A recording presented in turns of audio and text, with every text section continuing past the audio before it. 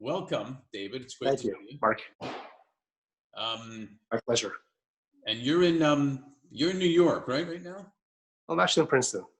Oh, you're in Princeton. Great. Okay. Yes. I heard it's getting colder. It's getting warmer, but today's a bit rainy outside. So I do look forward to some warmer weather as we go forward.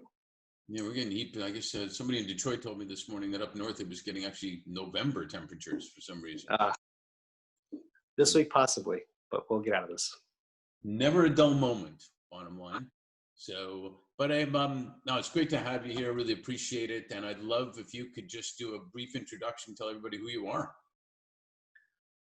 So I'm an angel investor. I invest in early stage technology companies focusing on artificial intelligence, robotics, blockchain, fintech. Personally, I've seen thousands of early stage opportunities. My fund has only done about 30 deals over the last decade.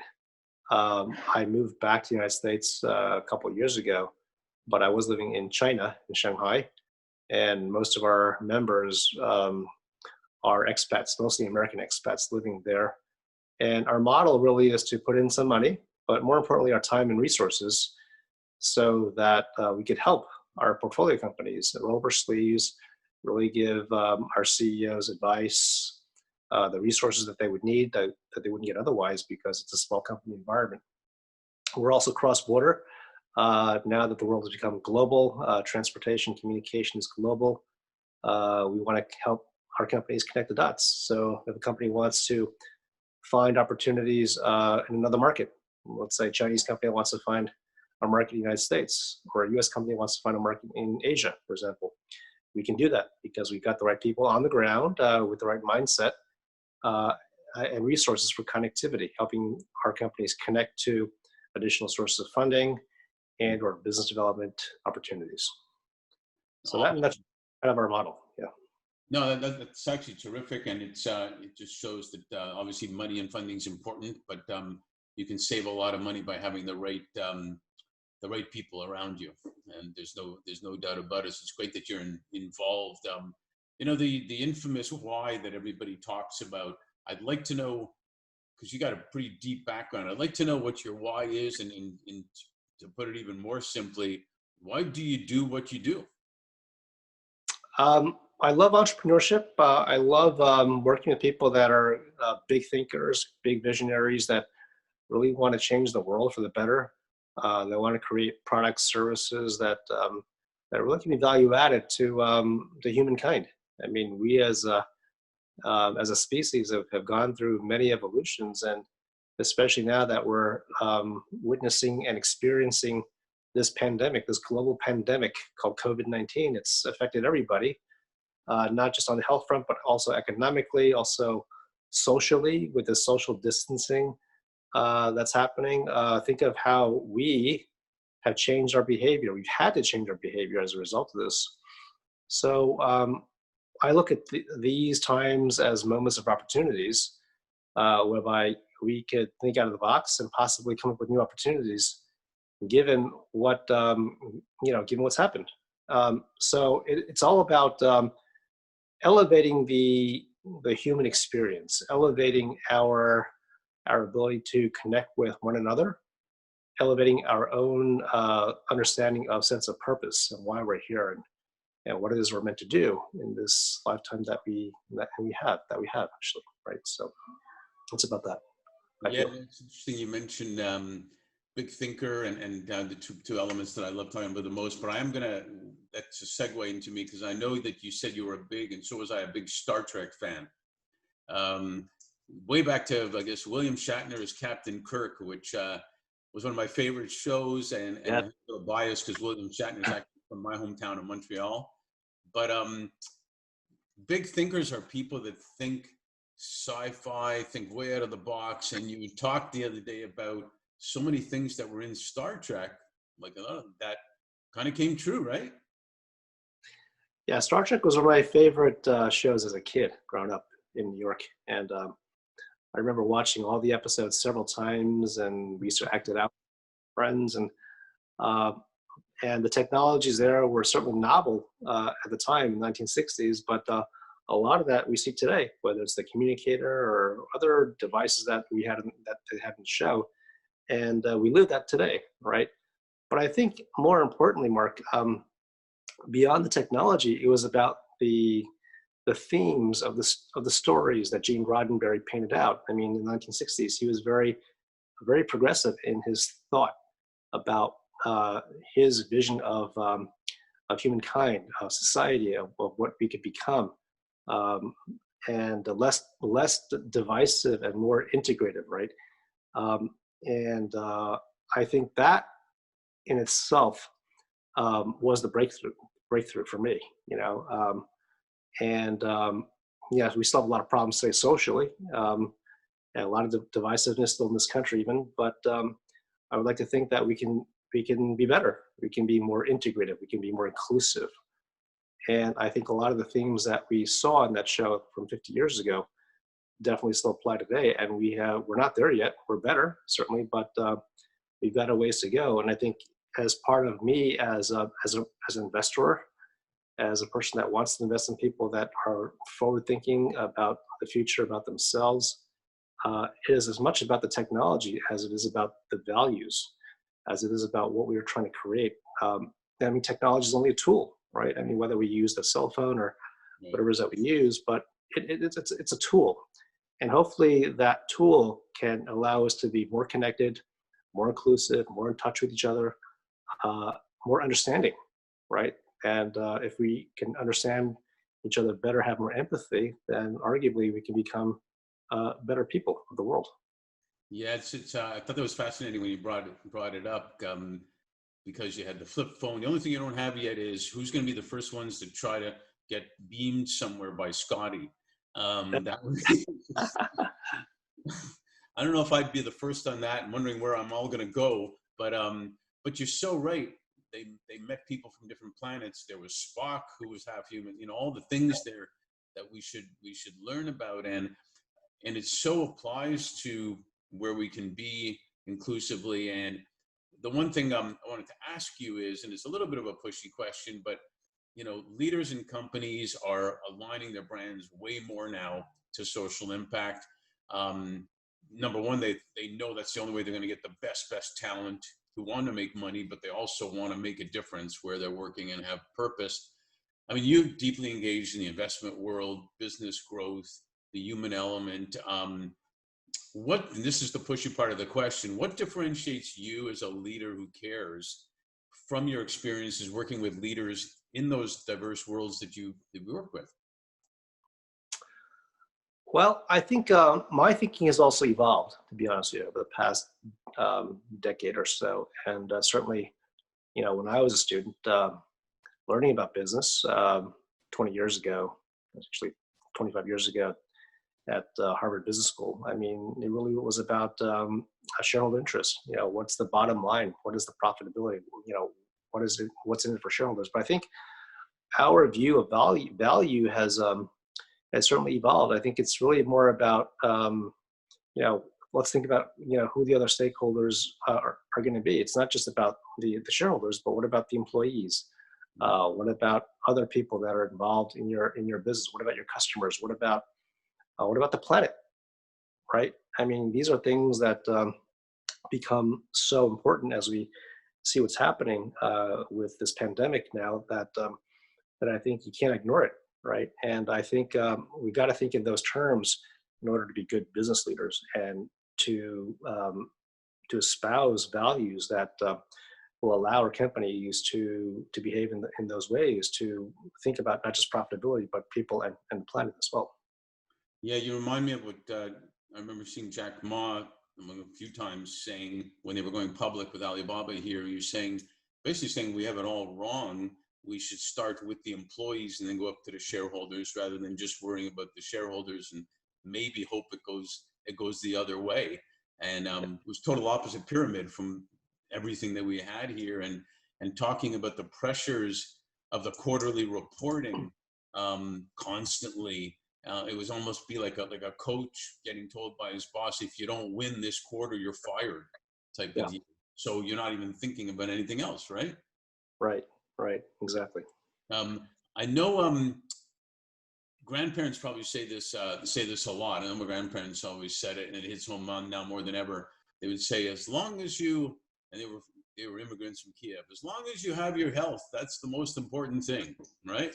And so if you think about that, with the incredibly fast, the speed of technology changing, and as you mentioned, with COVID hitting us right now, some people would say nothing's by accident. We have more time to think. We have more time to, I've heard you talk about this too, figure out meaning of what's going on. And how do you think, with your background in investment to robotics now and everything, how do you view the future of work and business in the very, very short term and even beyond? Well, I mean, if you look at our mode of behavior now, I mean, before it's like, well, we got to fly around the world and meet everybody and shake hands and have a meal, etc. And it was very physically in the same space. And now we've adapted over the last month in terms of how we interact, and it's all through video now. It's through Zoom calls. It's and I think we realize now that while the human touch, the face-to-face interaction is still important, we can find new ways of interacting that can be as effective in some ways, right? And I feel that also it's closing the gap in some ways, because before it's like if you don't go to the conference, then you're not present. But now you can be present in several conferences during the course of one day. I mean, I'm talking to you on the East Coast and you're on the West Coast, right? Maybe tonight I've got a call with Asia, and I can be literally at the same physical location, but have conversations with people around the world over the course of the day. And I think that if we're all kind of on that same boat in terms of that mode of behavior, then that becomes the new normal. This is the norm of behavior now. And the way that we accept that conversation, this communication, becomes the way of doing business, I feel. Do you think because I travel a lot too, and I enjoyed meeting people, but you find that you're running a lot. You think that we, in some ways, because we miss or not having that physical, we're getting to know how to use technology more effectively to have that feeling of being closer to people, even though we're not physically there, and be able to do business that way and develop a relationship? I think we are. I mean, I think we recognize the constraints. The constraints are we can't meet face to face, but now we use this video link to achieve that level of connectivity. Now it's not perfect. It's not like meeting face to face, but I also believe that the technology itself is going to evolve. It's going to get better. Mm-hmm. So let's say we both had these VR goggles on, right? You had yours, I had mine, and we could kind of beam ourselves into the same room, kind of like Star Trek, right? And pretend we're having a face-to-face conversation. And maybe when the technology becomes more advanced, there's more resolution in the images, etc., that it almost gets closer to that face-to-face experience, right? And as we get there, then that's how technology is, finds its opportunity to get better. But also, as importantly, it gives us another mode of behavior that's also has great utility, right? And it doesn't require us to get on the plane and fly 6 hours to see somebody. And we've certainly, I remember my business executive search, part of my business, I always used to have to travel to meet the final candidates before presenting them. And I would think, man, the time I'm spending going to meet that person at the airport or the hotel, flying back, the money I'm spending and whatnot.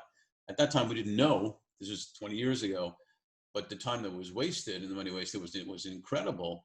And you're right. So you're right. You can do that now, and it's super interesting because now it's there. The technology is there for holographs. CNNs use it, whatnot, to come into play, where you can actually, you can't hug each other. So now you can't give each other germs, but you can still see each other.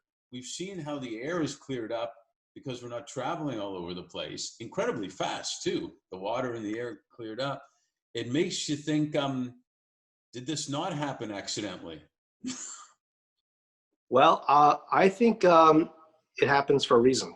It wasn't by accident. I think it was time for this to happen. I started last year transcendental meditation, TM, and it's been greatly beneficial for me. I do it twice a day, and now we're on this group meditations with Bob Roth, and he's got like thousands of people every time he does this, and it's amazing.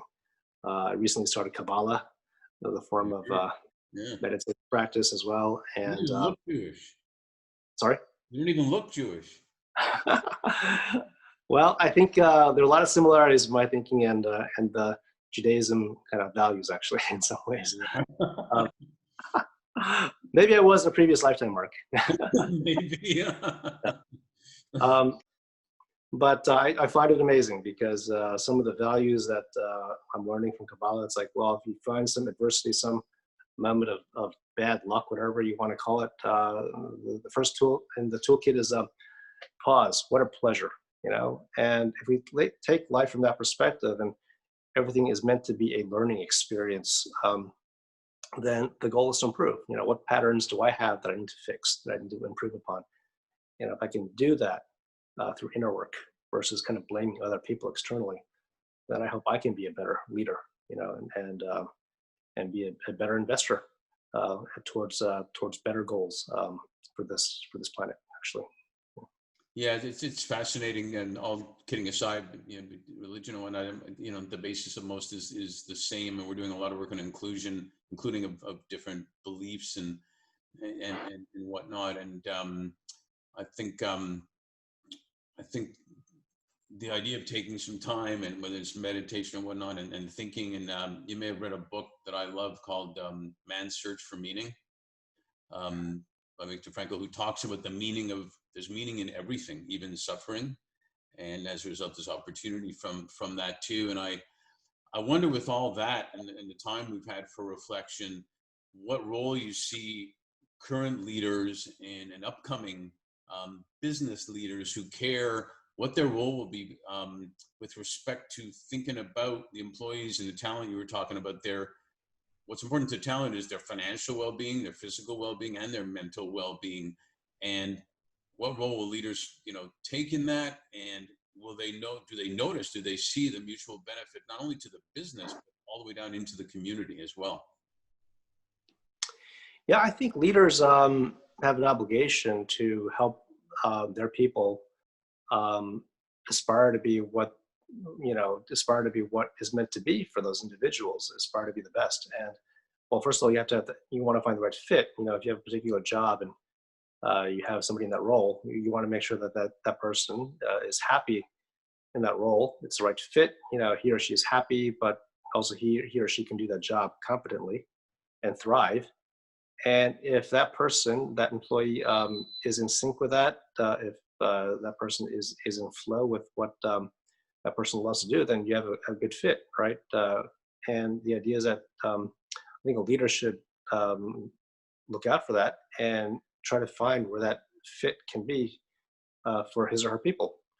And I think the nature of the job itself, the concept of work, is also evolving. I mean, certainly people in my generation versus like people that are now graduating college, I mean, a very different mindset, right? Right. And I think the old school of carrot and stick, you know, management style may evolve a bit. I don't think those techniques may be effective anymore. And part of it is to really understand, you know, what is driving the younger generation workforce, and what's going to drive them to become, amazing performers and enjoy what they do on a day-to-day basis, right? And I believe if every individual can be fulfilled, he or she, then they'll do a better job. They'll be much more productive. They'll be much more contributing to their company, to themselves, to society, right? And that leads to be and ends up being a good thing, I think. Yeah, no doubt. And it's interesting that you're more involved in just giving money with companies, because I compare a lot of things to sports, and what you're saying is right on. If a player makes a mistake on the field or on the ice, or an employee makes a mistake, the loss of the return on investment by being totally pissed at them and firing them or benching them is huge, rather than saying, oh, you made a mistake, you talk clear about it and whatnot, get back on the field, get back in Yeah, there. Your that's right. ROI, the performance of that person, just like you said, is going to zoom up, not to mention their loyalty. That person really believes in me. Yeah, that's right. Exactly. So, but, I've seen a lot of leaders make that mistake of missing that return, and missing the whole benefit all the way to the community. I know you had mentioned you're a fan of Martin Luther King as well, right?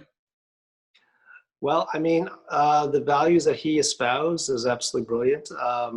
And the context of that conversation last time, Mark, was about an acquaintance of mine in Los Angeles came up with a 3D rendering, an avatar of Martin Luther King Jr. And with this technology, you can actually go into the room, put on your VR goggles, and almost feel like if you're in front of Martin Luther King Jr., and have a conversation. So people that are gone, you can bring back to life. And if you have the right data set and you have the right algorithms, and you can actually recreate that person. And imagine what that would be, not just in terms of a fun experience, but also think about education. Think about kids Yeah. going back in time and meeting people that are gone. Meeting Martin Luther King Jr., meeting JFK, meeting George Washington. And the entire scope of how we do education can also change, right? With these 3D renderings, these avatars, these AI creatures, right? And it changes, how we learn. It changes education. I think it's brilliant. I was glad you brought up that example. I've seen that with Holocaust survivors too, where they're doing a lot of that now, where you can ask them questions and talk to them. And imagine even if your great grandfather was like that, and then the great grandson sees them later, even if they've never met them, how good that is for community in general. Um, Yes. to fill your hearts and souls and brains at the same time. So it kind of goes back to what you said at the beginning. It's going to evolve, and so much opportunity to that this has given us to think more and get more meaning of and what could happen in the future. All right, last little thing. I don't know if it's that little, but a lot of people graduating without ceremonies right now, although there's a couple planned on TV. If you were to give a 1 or 2 second sentence piece of advice to a graduating student as to what's now, what's next, what do I do? What would you tell them? Well, I have no overarching blanket statements about about the market or where trends are, but I believe that our lifetimes are short, right? The average lifespan is like what, 80, 85 years old probably. By the time these graduates are in their middle age, maybe we'll be living to 100 on average. Who knows, right? Right. But the point is that even if you live to 100 years old and you're working for most of it, life is too precious to waste it away. And I think a lot of people are kind of stuck in this rat race, this rut, right? They kind of go to work, punch in, punch out, work with people that they don't like, work with companies that which values don't kind of fit with them. So the only piece of advice I would suggest is perhaps have do some soul searching, search within to figure out what drives you and what makes you get up every day. And maybe it's not going to the office and running numbers. Maybe it's being outside and planting trees, or I don't know, doing sports or whatever it may be, right? And if you can figure out within yourself what it is that you're truly passionate about and have an ability to really be competitive, right? Or find some area of uniqueness that nobody else has come up with before, then maybe that could be the answer. And if you do that and pursue that with 100%, right, all in, then I would argue that it could be a very fulfilling career for yourself. I think it's great advice. And And generally what happens if your passion's behind it 100%, good things happen, right? I believe so. And, I didn't grow up very religious, Mark, but I think in recent years that I'm believing that, we're here for a reason. And the question is, can each of us find what that reason is and pursue that and be in flow? And the universe or God will help you out along that path to make sure that, you may make a couple mistakes, but it's for learning, right? We're all trying to improve, and part of the improvement process is to learn through mistakes, so we can become better on the other end and achieve what it is that we're meant to achieve during this lifetime. Well said. I don't even think Sophie could have said it as well as that. But hey, really appreciate you participating in this, and just confirming that you are one of the leaders who care. So way to go, and we'll talk to you soon. Thank you, Mark. Thank you. My pleasure.